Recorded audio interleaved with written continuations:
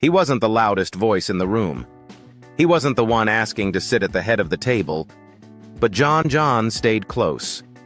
When Jesus first met him, John was young, full of fire, full of questions, full of passion that hadn't yet learned patience. He and his brother were called sons of thunder, quick to speak, quick to react. But something changed the longer John walked beside Jesus. He listened. He watched. He learned when to slow down. John noticed the quiet moments others missed, the way Jesus looked at people before he spoke, the compassion in his pauses, the way love always came first. At the Last Supper, when the room was heavy with uncertainty, John didn't demand answers. He leaned in, close enough to hear Jesus breathe.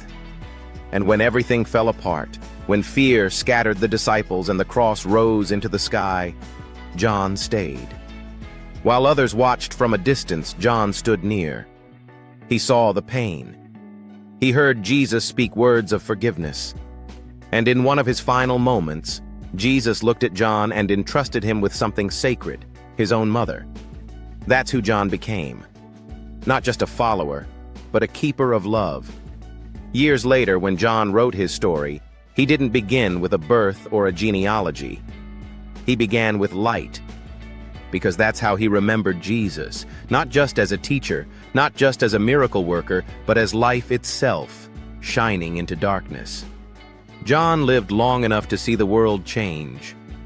Empires rose, empires fell, but love remained. And that's the legacy John left behind, not thunder, not power, but love that stays. Sometimes faith isn't about being bold.